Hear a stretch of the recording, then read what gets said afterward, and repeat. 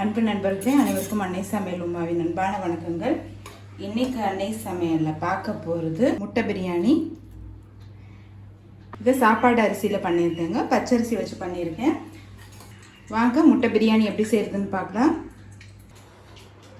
தேவையான அளவு எண்ணெய், 2 பட்டை, 2 லவங்கம்,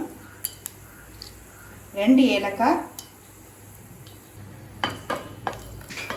7 பச்சை மிளகாய்,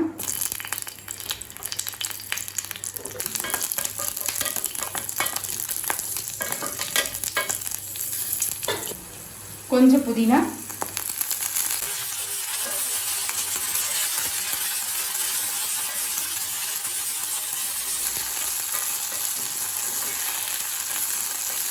புதினா சேர்த்துட்டு லேசாக வதக்கினா போடுங்க.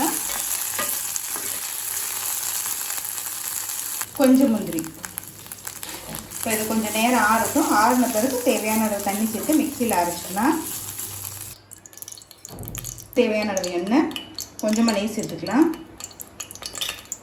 1 பட்டை, 3 பிரியாணி இலை, 1 டீஸ்பூன் சோம்பு, 2 வெங்காயத்தை சேர்த்துக்கலாம்.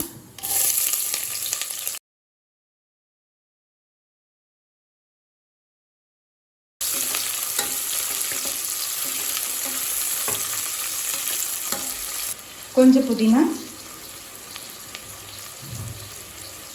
2 டீஸ்பூன் இஞ்சி பூண்டு விழுது,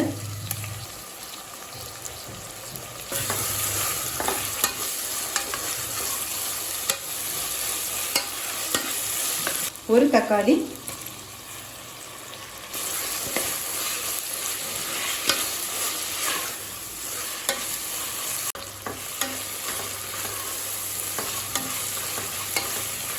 வெங்காயம் தக்காளி எல்லாம் நல்லா வதங்கிடுச்சுங்க.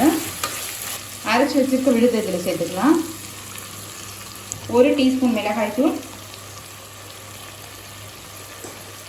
தேவையான அளவு உப்பு,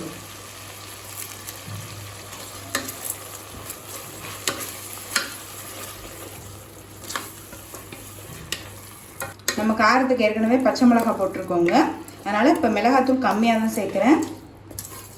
நம்ம ஏற்கனவே வதக்கிட்டதால ரொம்ப வதக்க வேண்டாம், லேசாக வதக்குனிங்கனாலே போதும். இப்போ 4 கப் தண்ணி சேர்த்துக்கலாம்.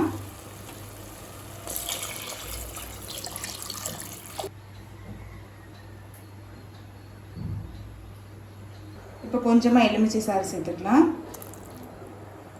இப்போ அடுத்தது அரிசி சேர்த்துக்கலாங்க. 2 கப் பச்சரிசி 20 நிமிஷம் ஊற வச்சு எடுத்து வச்சுருக்கேன். நீங்கள் விருப்பப்பட்டீங்கன்னா பாசுமதி அரிசி கூட யூஸ் பண்ணலாம்.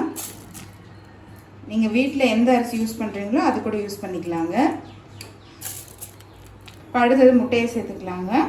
முட்டையை இது மாதிரி அங்கங்கே கீறி போட்டுக்கோங்க, அப்போ தான் மசாலா உள்ளே போகும். கொஞ்சம் கொத்தமல்லி சேர்த்துக்கலாம். நல்லா மிக்ஸ் பண்ணி விட்டுருங்க. மூடி போட்டு குக்கர்லேருந்து 3 விசில் வந்தோடனே இறக்கி வச்சிடலாம். அப்படி இல்லைனா ஸ்லோலே 10 நிமிஷம் வச்சுருங்க. இப்போ குக்கர்லேருந்து 2 விசில் வந்துருச்சுங்க. இப்போ கொஞ்சமாக நெய் சேர்த்துக்கலாம், கொஞ்சம் கொத்தமல்லி. இப்போ மெதுவாக கிளறிக்கலாங்க.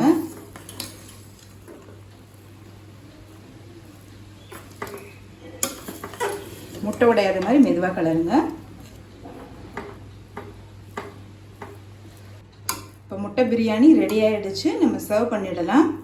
சுவையான முட்டை பிரியாணி ரெடி ஆகிடுச்சு. ரெசிபியை ட்ரை பண்ணி பாருங்கள், கண்டிப்பாக உங்களுக்கே பிடிக்கும்.